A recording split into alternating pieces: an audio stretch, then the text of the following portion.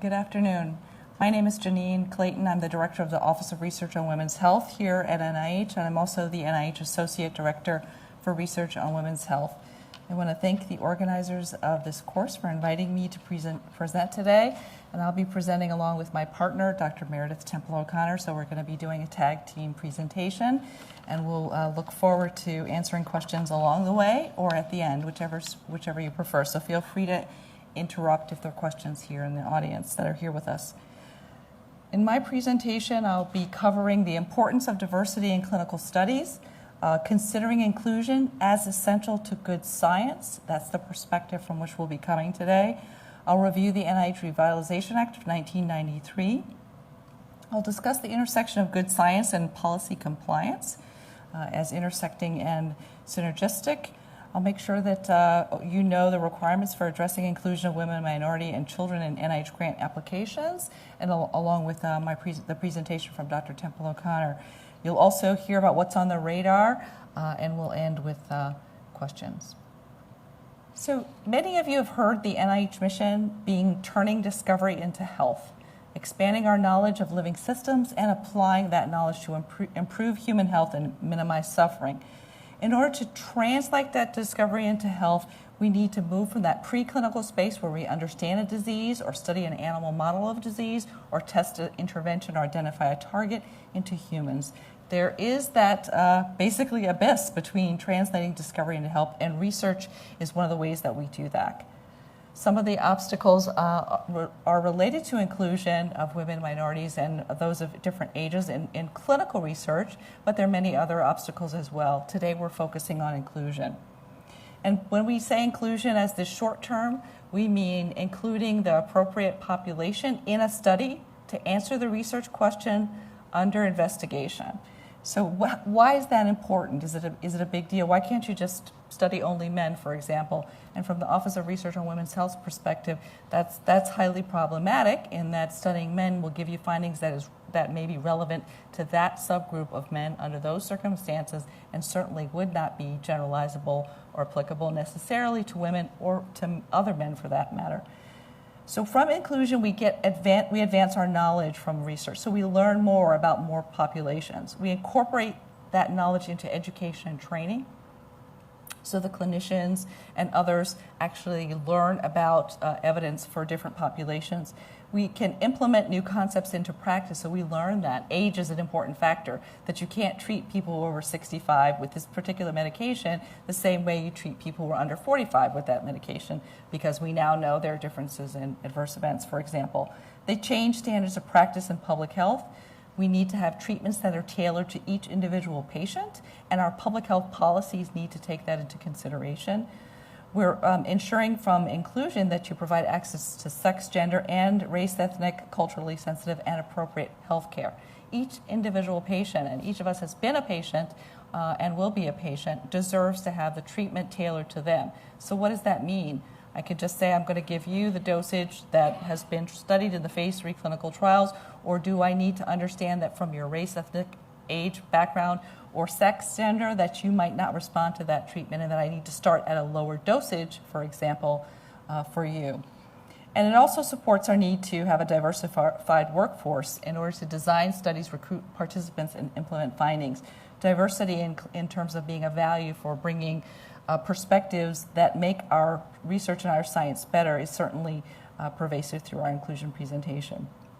I'm going to start with a slide that is from a paper that I recently published in FASB, just to kind of frame from the Office of Research on Women's Health perspective the importance of studying both sexes and how we feel that is a guiding principle for research that's supported by NIH, that's supported in a way that's designed to improve human health. So we have these two phases I'm going to show you in this presentation, this slide here: discovery and turning discovery into health.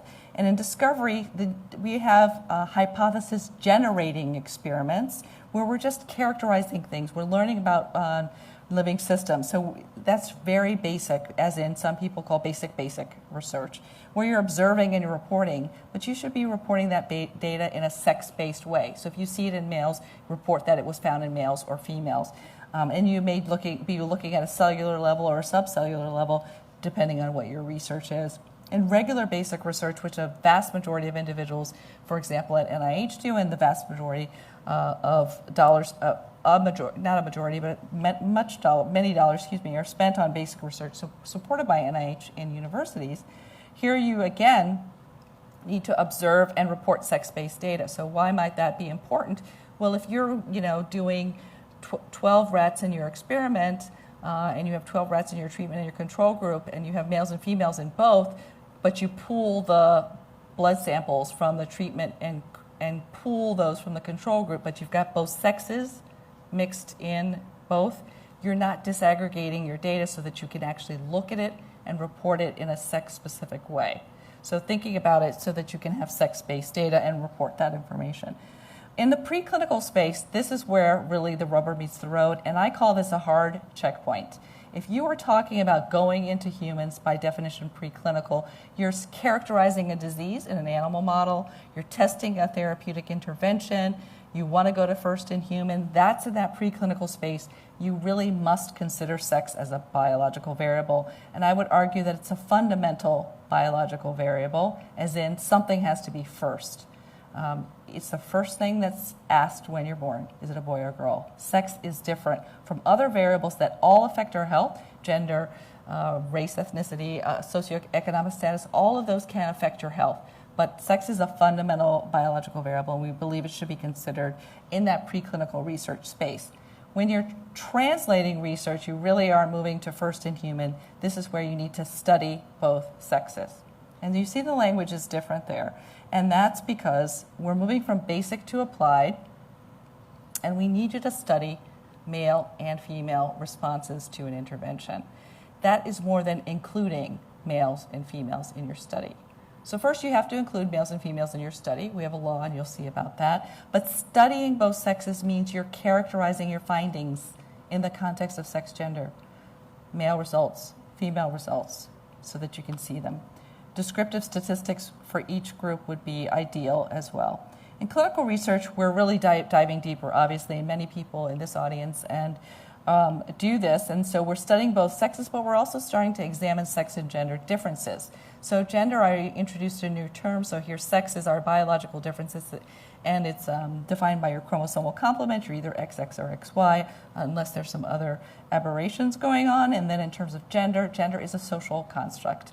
It's not binary, and it's culturally and situationally contextualized. So the expectations for a particular feminine or masculine behavior would be different in context, and gender is a much more complicated variable than is sex, and is a social construct. In healthcare, that's when we're trying to design sex and gender appropriate treatments, and we're going to apply those treatments to humans. For example, the FDA recently lowered the recommended dosage for Ambien, a sleep aid, from 10 milligrams to 5 milligrams because data indicated that that is the safest dose for women because women metabolize that drug and clear it more slowly than do men. So if you give it at night when you're trying to go to sleep, and you can't, and millions of us have been there, the next day, because women were clearing that drug more slowly than were men, a higher level of that drug was in the women's system. It was still making them sleepy. That's what it does, right? However, it was found that through driving assessments that they had women who had taken this medication 10 milligrams the night before had a delayed reaction time. So if I stop in front of you, I don't want the person behind me to have taken that medication because that few seconds could be, I'm getting rear-ended. So you can see that these issues can have far-reaching effects and how they might apply. And then in terms of population health, we're looking to deploy or deliver or implement in sex and gender-informed care and policies. And that's some of what we do in science policy, and that gets to the context of your treatment being delivered. So this just gives you a one kind of view of looking at studying both sexes across the biomedical research continuum. And it's absolutely critical that across this entire process that the data are reported disaggregated by sex, because that information provides valuable understanding about male and female biology. It provides valuable sex-based data that can be used to design future studies, to inform sample size calculations, so that studies would have the power to detect sex differences in the future. And so you need to do that up front. I'm going to give you a couple of examples of studies. We're going to step back here just to a little bit of the more practical level about why these issues are important. The Diabetes Prevention Program was a very important, large clinical trial which randomized people to exercise or oral hypoglycemic agent in terms of trying to prevent progression to type 2 diabetes for people that had impaired glucose tolerance. A landmark study still going on, well recognized. And so here are some of the lessons learned around inclusion and recruitment and retention. This study designed within it an ongoing assessment for recruitment strategies. That's not something all studies do. They kind of have a plan, but they don't go through a monitoring phase necessarily. Well, how many people did we enroll? What is working? What isn't working? A range of recruitment strategies may be useful. They found that different strategies for recruitment work for different people in different groups. The most effective methods for recruiting potential subjects may vary according to the gender, age, and race ethnicity of those individuals. And here's where differences are important, and it's okay to understand what those differences are so that you can develop targeted recruitment strategies that work for various individuals so that you can hit the targets that you set out in your enrollment from the beginning. Recruitment strategies may vary in the amount of staff time required to randomize a participant. So some strategies may be very passive, like sending out mailings but not following up with a phone call. Others may be very interactive, where you have a multi-stage interaction with an individual. You might set up a phone call, you might set up a family meeting. Obviously, the staff time involved is different. A stepped screening process may make it easier to identify and recruit volunteers who understand the requirements of the study. We've all been there where you explain the study, but then you might even have somebody sign their informed consent, but they don't come back, they don't comply with the requirements of the study. And so it's very important up front to try to get the right participants in that study and people that are able to fulfill the obligations. So here, a quote from this particular paper from Controlled Clinical Trials. Our findings suggest that attempts to recruit older adults might concentrate on direct mail, since these individuals may be less likely to participate in screenings and community events or to see posters and newsletters. And I would add, probably are not necessarily all using email. Just a very obvious thing that people use different forms of communication, and you want to use the form in which those individuals are most comfortable so that you can recruit them. Here's another study that highlights some of the reasons why it's important to include women in clinical trials. The Women's Ischemia Syndrome Evaluation Study, or WISE, was set up because women tend to have different symptoms of coronary ischemic disease than do men, and women have not been detected as being symptomatic when they are not presenting with a classic crushing chest pain symptomatology for heart attack. So this study was set up to try to figure out how can we ascertain women, how can we diagnose women who have coronary artery disease, because we know women tend to have a pattern of disease that is different than from men. They tend not to have the larger coronary vessels involved. The microvasculature is more likely to be involved. That results in different symptoms, and most importantly is not detectable necessarily by our gold standard test, coronary angiography.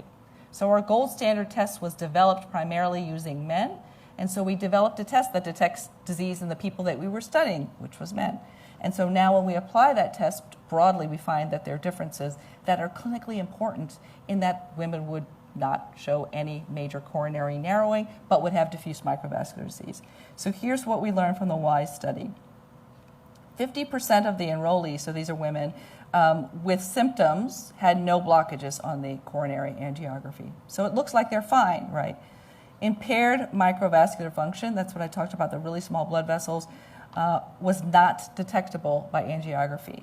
So they have disease, they have small vessel disease, but the test, our screening test, is not sensitive enough to pick up the pattern of disease seen in women with this very serious problem. Different methods are necessary to diagnose cardiac ischemia in women than in men. Not surprising. And so we need to develop those diagnostic tools and understand when to use which one and for whom, and what are their sensitivity and specificity. Most common early symptoms, and that's definitely when we want to get people before they're having real serious problems, in women are sleep disturbance, fatigue, and shortness of breath. And I don't know about you, but I had all of these last week. I'm hoping I'm not having a heart attack this week. But those are very non-specific symptoms. And those are symptoms that a clinician who is not trained to recognize that could be an important sign of ischemic disease, cardiac ischemic disease in a woman, could minimize those and move on to the next patient, and had an opportunity to ask that woman perhaps deeper questions, get a family history, do some other assessments, look at cholesterol, all those other things that we would do. So we include that there are these male-female differences in disease symptoms and that these have clinical importance because of the findings that I shared with you from the WISE study. Here's another example, and this is where enrollment criteria can unwittingly or inadvertently exclude women. So women, we know, are underrepresented in the heart failure clinical trials when compared to their representation in the general population of heart failure patients. And this study found that enrollment of women was significantly associated with the mean age of participants in heart failure trials. So this study is just looking at enrollment in trials across different time periods, and the enrollment for women was much lower than what was expected. Okay. But the study had a, let me just see if I have that in that slide. Let me go back. The study had an enrollment criterion that excluded people over 75 or 70, let's say 70. But women with heart failure do not typically present until later than 70, later than the top age cutoff. So you're inadvertently selecting out the women who might really be appropriate subjects for this study. And the number that was selected for these studies may just have been selected for some reason based on previous observations, typically in men, about when do men get heart failure. And so not considering that might have a differential effect, that enrollment criterion, that exclusion criterion here, might have a different effect on women than men, actually affected the recruitment of women that you wanted to have in the study. And if there's no reason to exclude people who are over a certain age, that's not an appropriate exclusion criterion anyway, unless there is really a scientifically important reason to do that. So here, just demonstrating that heart failure is a complex condition that's affected by many factors, and that we were missing part of the whole story here when we were not considering sex in the context of age here for this example. There are other examples with race, ethnicity as well. So we know that these are difficult and challenging problems for investigators, and the Office of Research on Women's Health wanted to develop materials that assist investigators and research teams around this. And so in the past, we developed an outreach notebook to give ideas and strategies about inclusion, and we've recently released an outreach toolkit online that's entirely online to address some of these barriers. Fear and distrust of the research enterprise, we know, is a problem for some populations, and there are very good reasons why there is that distrust. Lack of knowledge about how research works and what to expect. Lack of transportation. Certainly, if you can't get to the study site and get back to work or get back home, that's going to be a problem. Interference with work and or family responsibilities. And we do know that in this country and worldwide, women tend to bear more of the caregiving responsibilities of family. So that's both children and older adults. In some cases, women are taking care of children and older adults at the same time, the so-called sandwich generation. So if you have a lot of responsibilities, it's going to be difficult for you to participate in a study that has a 4-hour testing period that has to be in a certain time, that doesn't have any flexibility, doesn't provide transportation, doesn't provide childcare, and also doesn't pay you, and you're away from your work and you're not being paid during that period of time. Financial costs are an issue, and then the burden as a result of the participation. So here's some of the facilitators in the recruitment and retention of women and minorities in clinical trials. It's important to make sure that your recruitment strategies are culturally and linguistically appropriate. So it's easy to say, well, if the person speaks Spanish, we should translate it into Spanish. But the cultural context may be different, and that may have actually more to do with country of origin than actually the language that somebody speaks. So understanding what those expectations and what those issues are is very important. Enlisting culturally and linguistically competent research staff has been identified over and over by individuals as something that's important to them when they choose to participate in a study. Do they have people that look like them on the research team? Are they being approached in a way that makes them feel comfortable, especially because we know the context in history is that there have been problems in the past. including families and communities in a dialogue. So often, for an informed consent where there may be this mistrust or may just be not a lot of understanding what it means to be in a clinical research study because someone has not even been exposed to that in the past, you may need to involve the family members and communities in a dialogue about it. It's going to be much better over time if you have an informed consent that's a process, not just a single time sign this piece of paper after I explain this to you, but you don't really understand it. Where a family has an opportunity to ask questions, a significant other can ask questions, and the person will be more supported as they move forward.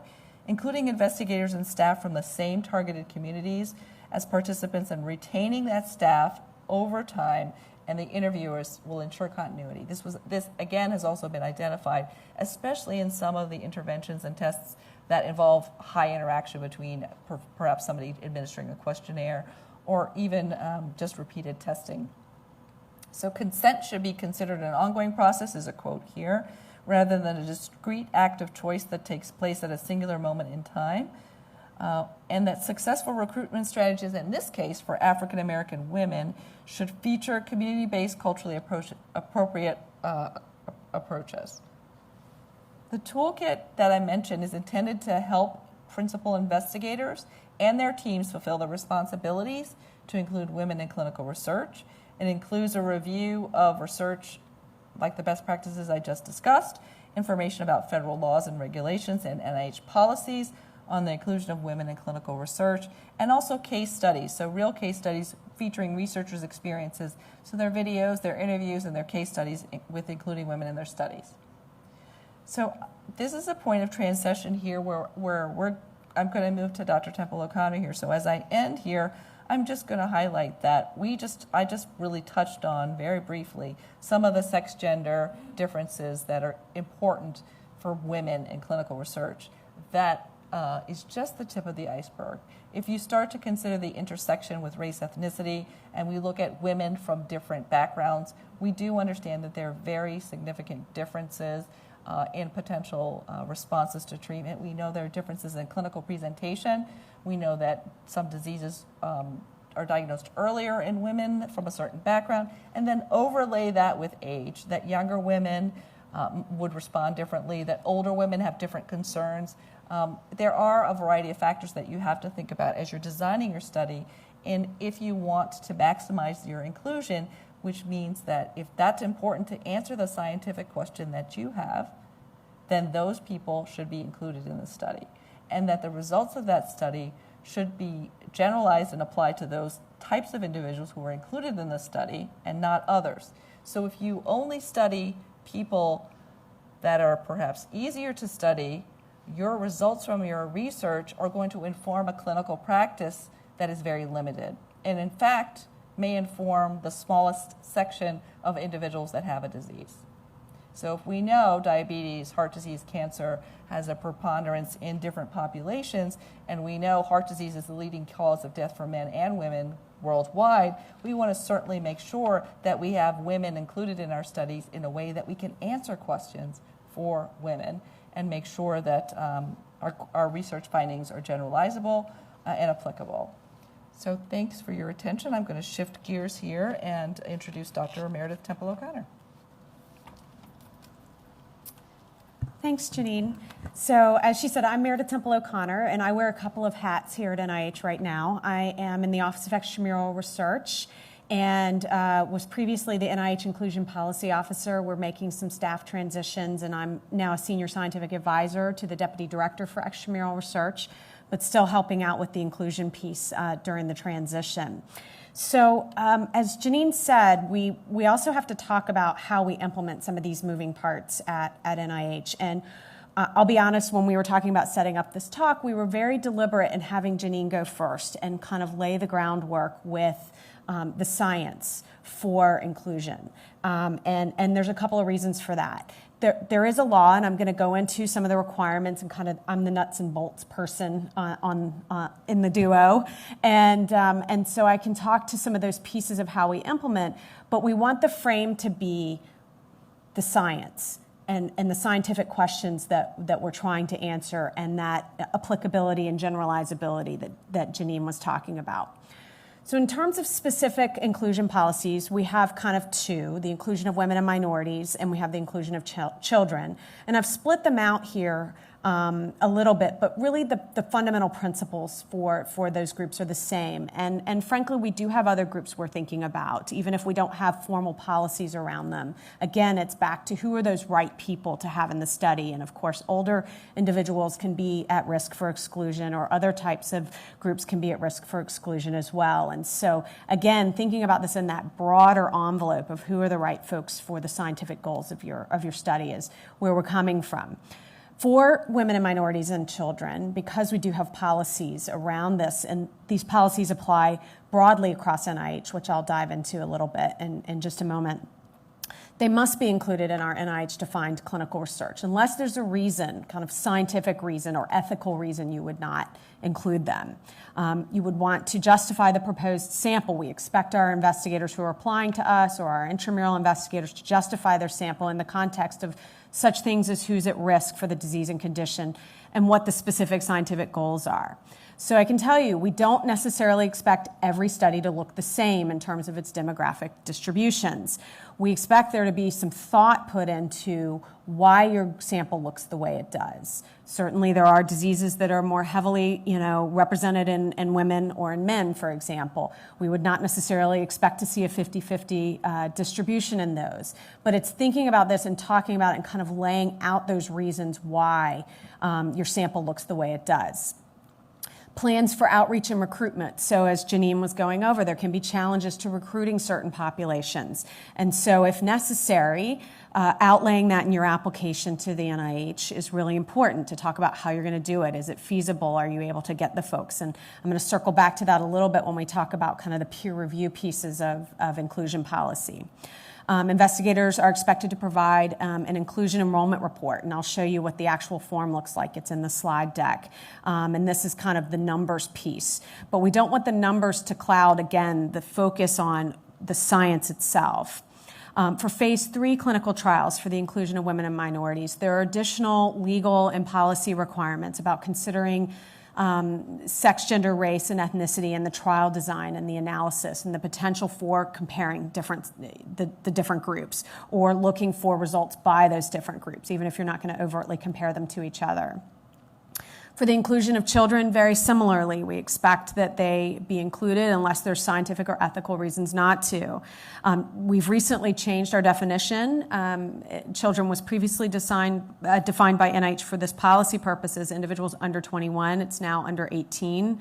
We're finding that that's the group that's probably at more risk of being excluded.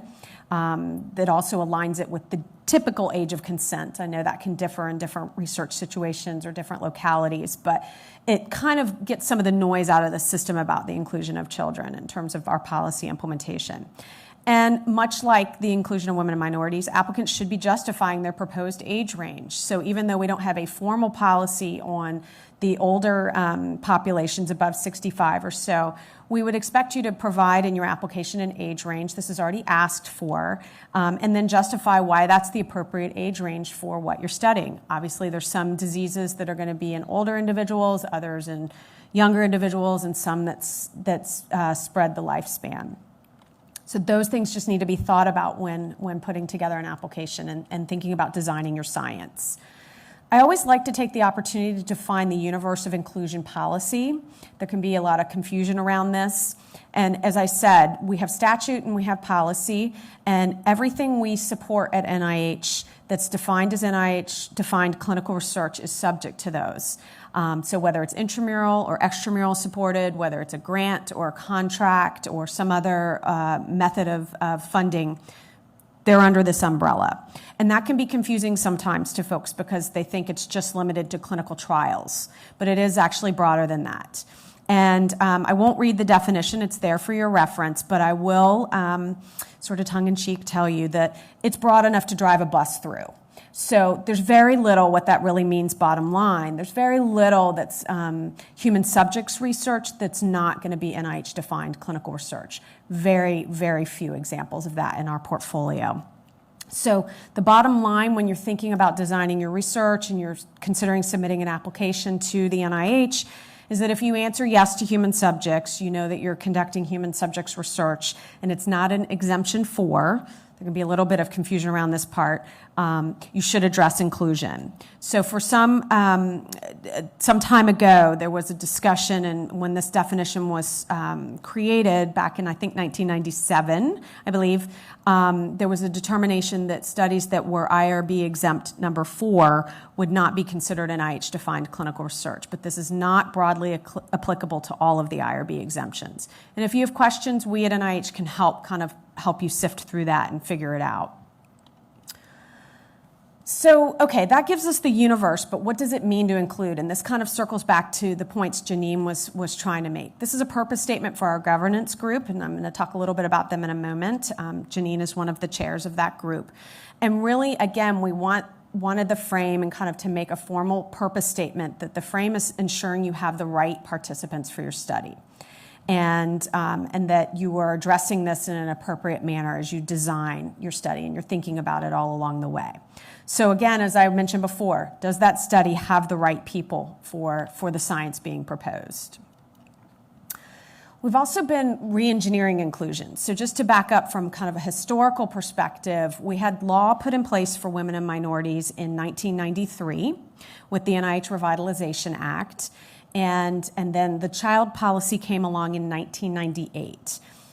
So in 2010, then Acting Director Raynard Kington put together an internal senior level staff task force to take a look at how inclusion was working.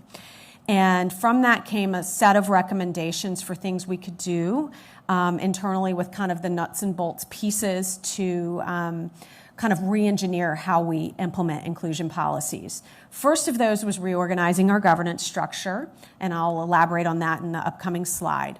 We also looked at our business process and did a data system redesign so that we tried to identify some of the pain points and confusion for our investigators and staff and try to smooth that out and make it easier to understand what we want, what our expectations are, and how to go about fulfilling those expectations. We released a new data system. This is much more relevant if you're an extramural investigator or applicant. The intramural side, it works through the clinical center, and then they put their data into our inclusion management system. And this system's used to collect data on sex, gender, race, and ethnicity. And then as we've moved and released this in 2014, we continue to add some functionality to the system as we move forward. We've also updated a number of our procedures, so this is the really nutsy, boltsy part of the talk. We've revised our forms, which I'm going to show you an example of. We've updated our reviewer guidelines and review templates. So as I mentioned, another piece of this that we're going to talk about in a minute is peer review, which is an essential piece of examining inclusion. We've tried to clarify our guidelines and templates for our reviewers to give us feedback so that they are also on the same page with us about our expectations. We've eliminated what we called exception codes and tried to make this simpler. If it's clinical research, we're expecting our investigators to address inclusion. Think about inclusion. It should be a very organic part of the science. And doing so, basically say if it's subject to the policy, then we monitor it. And what we expect the inclusion to look like, again, is kind of a cornerstone to what the science is. We've also worked to standardize some of our reporting process. So as I mentioned, we do have a governance structure that's integrated in all the way up to the NIH Director Steering Committee. At the top block is the overarching inclusion governance group, of which Dr. Clayton is one of the chairs, along with Marie Bernard, who's the Deputy Director for the National Institute on Aging. It has membership of different institutes and centers with different types of portfolios. We know that inclusion and clinical research are quite broad, and the missions of our different institutes and centers are quite diverse. So we want to have that kind of represented as we think about these issues in kind of an ongoing way. We also then have a kind of staff-level trans NIH committee that thinks about really the boots on the ground, nuts and bolts of implementing the process. Okay, so let's change gears a little bit and talk a bit more about what's required for an inclusion in a competing NIH application. So I always remind everybody to remember the universe. So first, determining what your status is in terms of being human subjects research or not. And there's lots of scenarios laid out, about 6, I think, in the application instructions. And then that'll kind of tell you what our expectations are for you. And certainly if you're doing human subjects research, not E4, you're going to have those plans for the inclusion of women, minorities, and children. If you're doing a phase 3, you have an extra step of needing to think about those plans for the trial design and potential analyses you may be conducting, providing the inclusion enrollment report.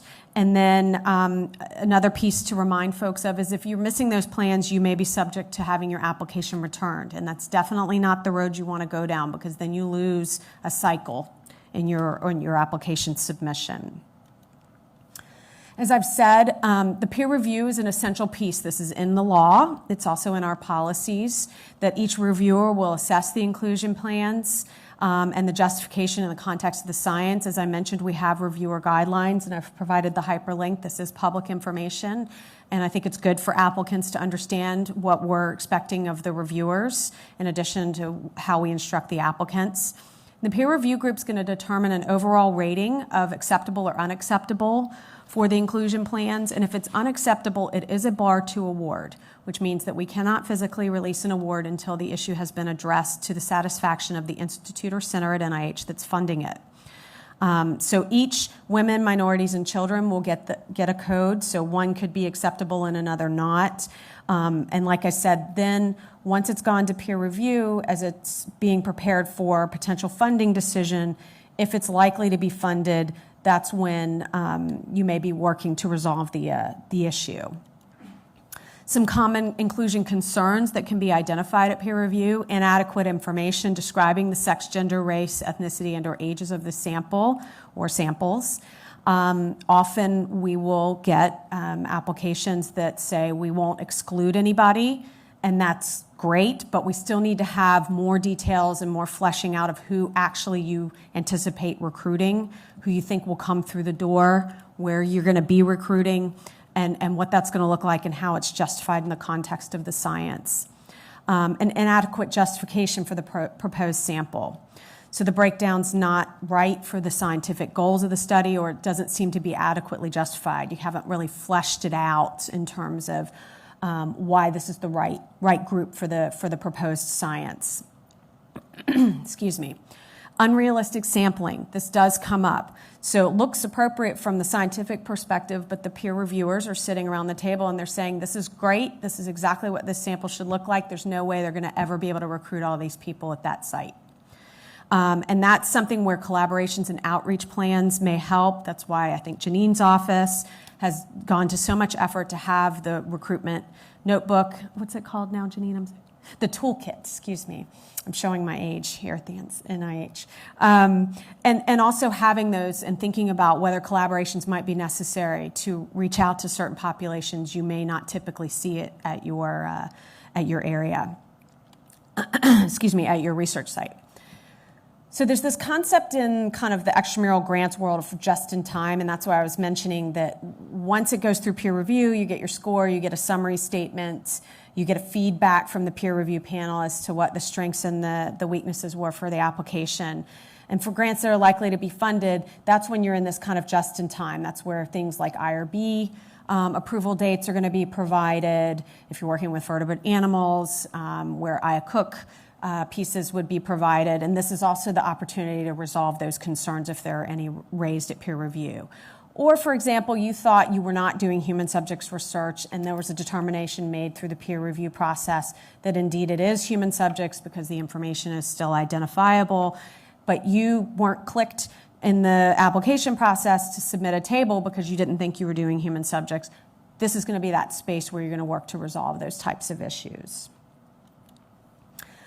Okay, so what happens after the award? So you go through all the steps necessary to get an application in, get peer reviewed, and finally the money's coming.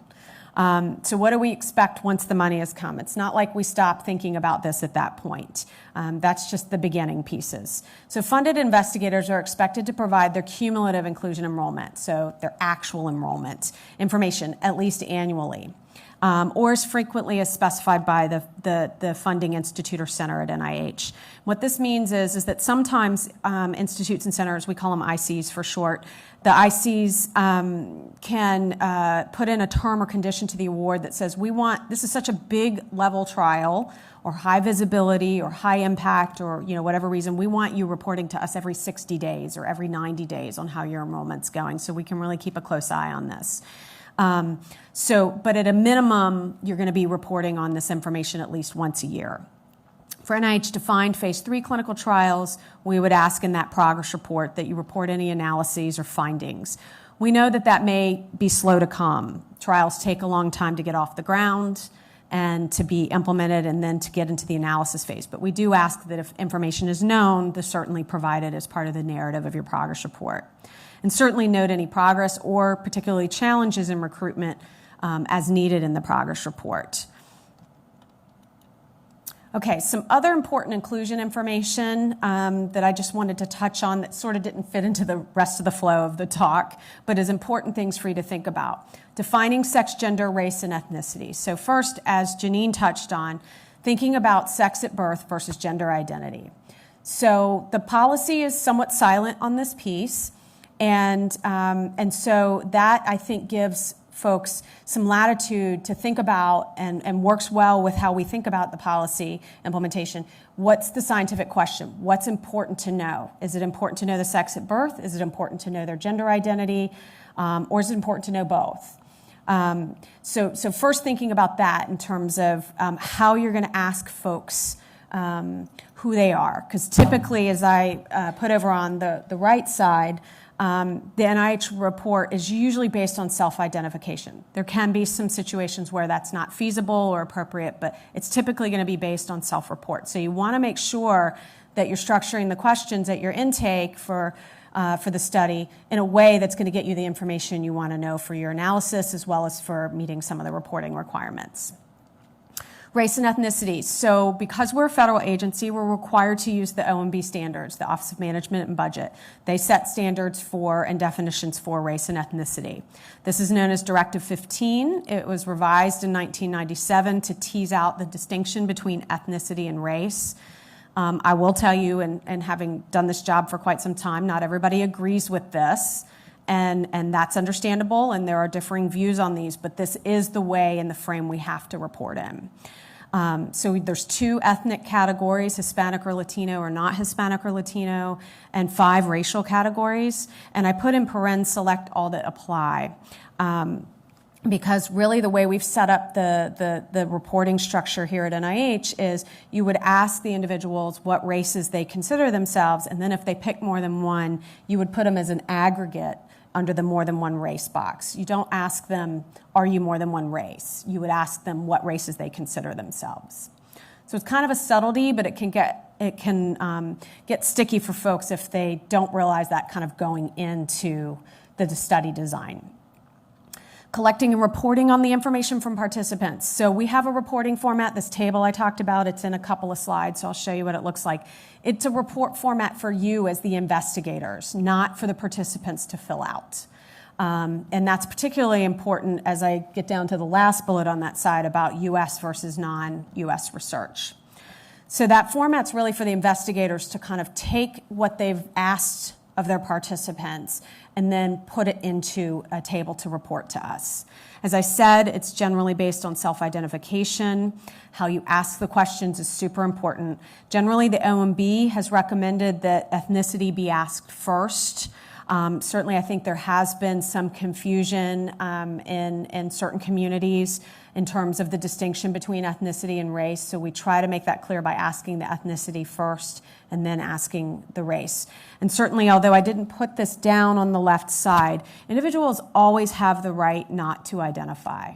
We are not in the business of forcing people to put themselves out there in ways they're not comfortable with. We just want to ask them, give them the opportunity to identify, and then we have boxes for unknown or not reported if they opt not to identify. As I said, another piece is the U.S. versus non-U.S. research. And this policy applies to all the research we fund, and we do have a robust program that involves internationally based clinical studies and trials. So we appreciate and we often have questions about how do we think about race and ethnicity in a foreign context. And I would sort of circle back to what Janine was thinking about in terms of designing culturally sensitive and appropriate questions that are appropriate in the context that the study's occurring. So one thing, we have some guidance. I've provided some hyperlinks to some FAQs. We have one very specific to working in a non-US context and how to kind of tackle some of these issues. Another thing that I would say that helps, while the racial categories and the ethnic categories, the names that the OMB came up with are, of course, very US-centric. The definitions are really rooted in geographical location. So that can help us in the non-US context in terms of taking kind of the local and cultural context of where the research is occurring and kind of mapping it into these standards. So this is the table I've referenced a couple of different times. This is a new version. So if any of you all have already submitted an application to the NIH, you may have noticed that it looked a bit different. We've now tried to merge what we used to have as two separate tables, a planned table, kind of what you plan to do versus the actual table, what you've done, merge them in and have that become a feature of kind of an attribute of the study, the type that you're going to have. So the reason that's even there is most of us are going to be designing prospectively enrolling trials and studies. So you're going to be planning what you're going to do. But we do have a portfolio of research at NIH that uses existing samples or existing data sets. Some of those are completely de-identified and would not be considered human subjects research, which I'll circle back to, but there are a number that still have identifiers. Your colleague down the hall has a whole bunch of blood samples that they collected for their research purpose, and now you would like to use it to answer another research question. It's already existing, but it's still identifiable, or it's a collaborator that's working with you, so they have the identifiers. We wanted a way for those folks to be able to just go ahead and describe their sample. It's done, it's set, and then it can be part of the application of what their actual samples are going to look like.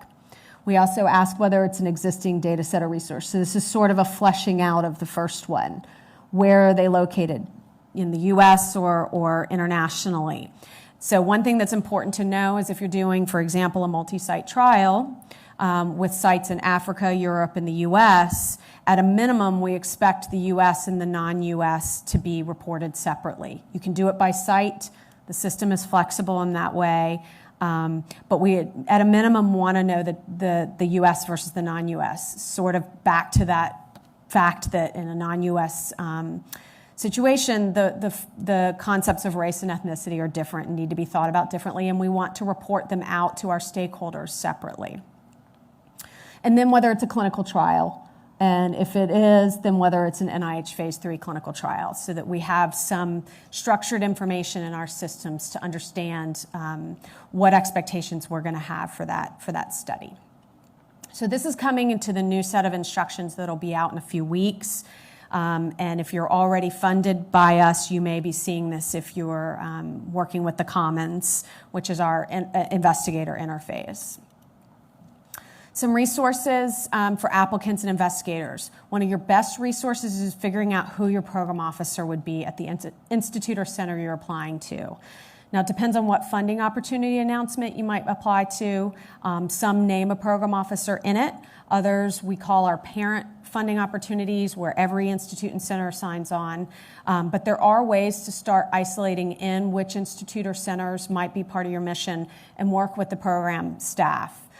They can help you in navigating some of these pieces, parts, and also really thinking about it in the context of the science you're working on and the study that you're designing.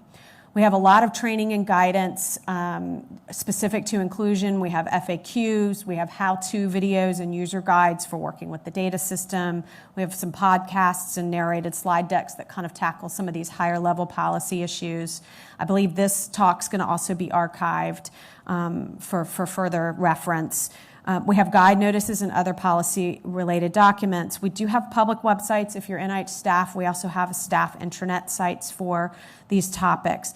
We are always working on trying to improve accessibility to our information. Right now, I'm very mindful of the fact that it may take somebody several clicks to get into the answer they're looking for. So we are open to feedback. If you can't find something you're looking for, feel free to email me. I'm in the Global. And I also have an inclusion mailbox that several of us staff and keep an eye on in terms of questions, particularly if you're an investigator at an external institution to NIH. So I know it can take some time to get through some of the clicks, but we are working on trying to simplify that as much as we can. So one question I get a lot, and Janine, I don't know if you have anything to weigh in, jump up, but is what happens to all this? There's a big, massive process around it. We've tried to simplify it. We've tried to make it, kind of wrapped more into the scientific process. But what happens to all that information? So it comes in with your competing or your non-competing application. A non-competing is that progress report that once you're funded, you're expected to provide every year for as long as you have the funding. And then it goes, my arrow disappeared. The wonders of technology, but it's supposed to go from your computer submission in to our computer data systems. And then it's tied to kind of your award process, as we were talking about. The other thing we do is we take it out and we report it to Congress because we're required by law to report on inclusion information to Congress at least every other year. So we do that. We also report I think every year, really, although required, I guess, every other year, to Janine's council, the Office of Research on Women's Health Advisory Council. And we do go to some of the other, there it is. It was just a click away. We do go to some of the other advisory councils. Each institute and center also is required to produce a report on this data for their own institute or center and present that to their advisory council as well. So I just thought it would be interesting for you all to see what some of the trends in our data look like. I won't spend a ton of time on this, but thought we would look at some of the sex, gender, race, and ethnicity. And this can give you a sense of how we think about some of the data we report. We look by clinical research, so this is everything, that broader umbrella, and then we also report by phase 3 trials. So this is kind of general trends for the last 5 years. Our most recent is 2014. We're still working on the 2015 data, because some of our data systems just closed in the last month or so. But we look at males and females, and it's fairly stable trend, around 60% women and somewhere around 40% men. And then we also look at it excluding single-sex studies. So obviously breast cancer is predominantly in women, or prostate cancer is all in men. So we would exclude those single-sex type studies, and then we look, and it's much more 50-50, typically in our trend. Sometimes we'll get a little blip. This could be the start or the stop of a trial, a fairly large study or a large epi study. Those kinds of things can shake out in the data. For our trends for sex, gender, and NIH-defined phase 3, we had a little bump that we know was the result of a big trial that then ended in 2013. But we've kind of consistently seen somewhere around 50 to 60% women and around 40% men. In minority enrollment, so this is where we get into kind of looking at U.S. populations only versus everyone. So for the U.S. populations, we are generally around 30% of the studies are 30% of the enrollees are minorities. And then we've started over the past several years trying to break out each racial and ethnic group. So this is the racial categories, and what we do is a stacked bar chart that totals to 100% that you can then start to see the trends for the different groups. And all of this is posted on the ORWH website. So I know the font, especially on a slide deck, could be kind of small. Certainly feel free to go there as well. It's posted as part of Janine's ORWH biennial report. We're also going to be creating a new kind of inclusion-centric reporting page as well. But this can give you a sense over a few years of the trends of specific racial and ethnic groups. And again, we've kept this to the U.S. populations only. We have much more data than that in our data tables, but this was just a sampling of some of the things we've done and can show you. For phase 3s, we're kind of on an uptick, closer to 40% minority enrollment in our phase 3 trials in the U.S., and then you can see where there's been bigger gains. So I think we isolated the increase primarily to the African American, and I think there was a trial that was oversampling this group, a heart trial, if I recall correctly, that was contributing to that shift and increase in trend. More stable for our Hispanic or Latino participants. So that helps frame us, and we look at that every year. It's a very big, broad brush stroke of looking at the data. And so some of what I'm going to talk about on the radar is how we're starting to try to think about this in different ways than just at that very high level. There's a lot of, to give you some broader context, a lot of congressional interest in inclusion.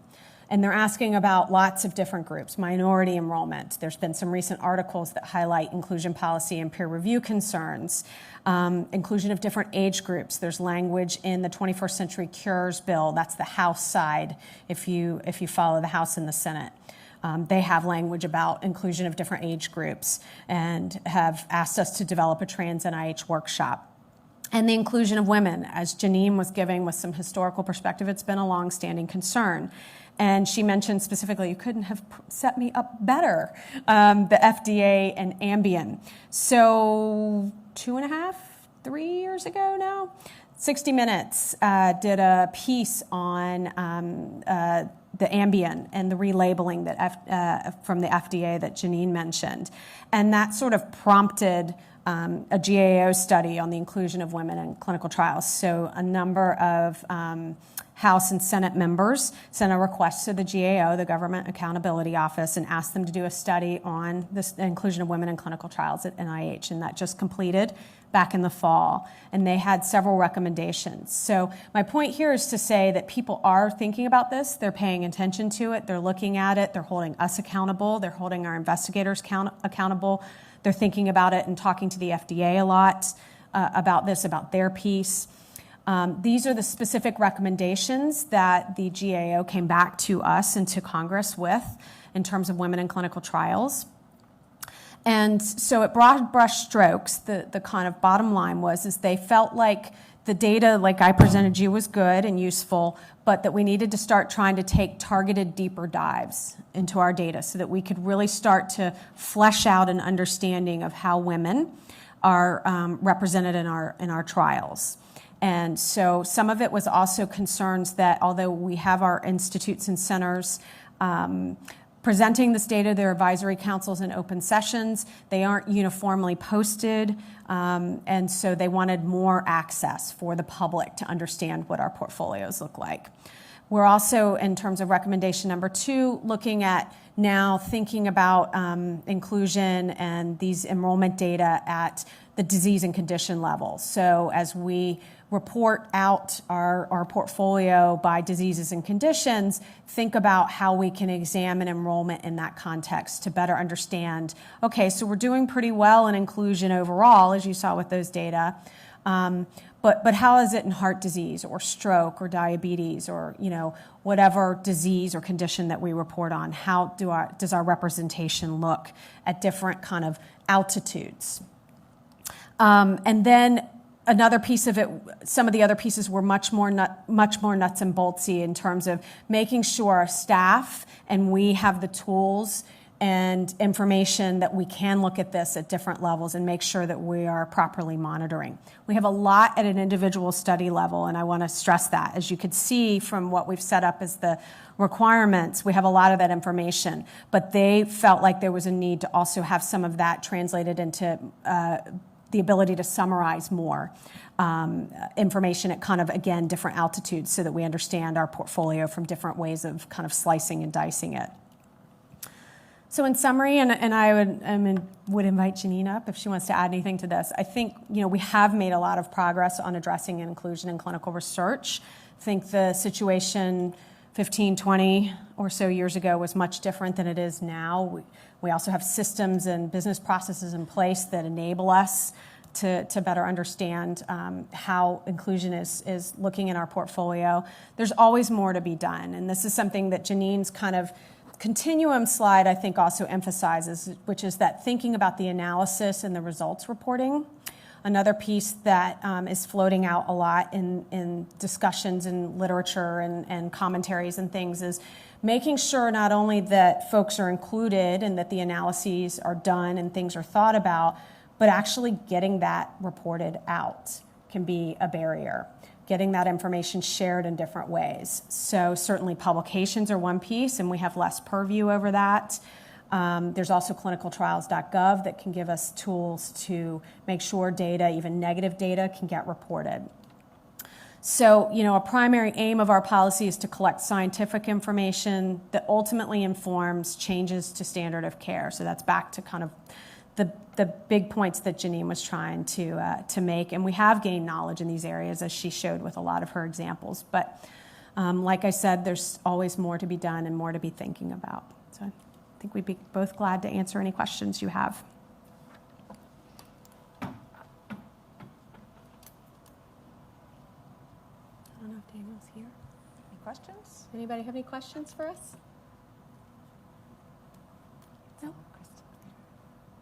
It's a lot to chew on, I know. Okay. Okay. We'll be around at the front if anybody wants to ask questions afterwards, but thanks for inviting us. Yep. Thank you very much.